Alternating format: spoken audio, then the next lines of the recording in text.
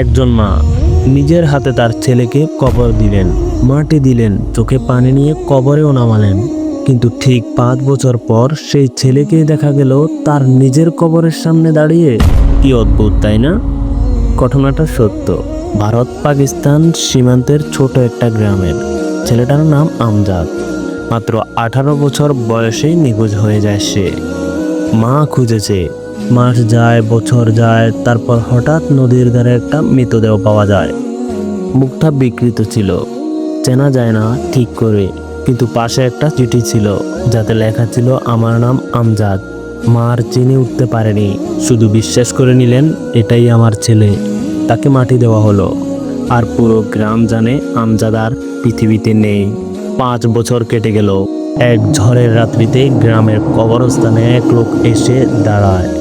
কেউ একজন দেখতে পায় সে কবরের সামনে দাঁড়িয়ে কাঁদছে। সেই ছিল আমজাদ। সীমান্ত পার হওয়ার সময় ভুলভাবে ধরে নিয়ে গিয়েছিল এক মানসিক হাসপাতালে তাকে। শেষমেশ ফিরে আসে সে তার নিজ গ্রামে। কিন্তু এসে বা কি লাভ? তাকে সবাই ভূত ভাবল।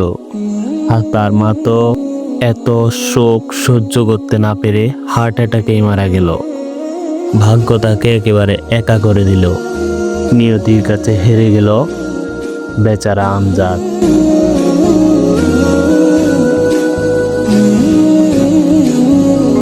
সো এভরিওয়ান, নিত্য নতুন যদি আপনি এরকম ঘটনাগুলো শুনতে চান তাহলে সাবস্ক্রাইব করে রাখতে পারেন আমাদের ইউটিউব চ্যানেলটি।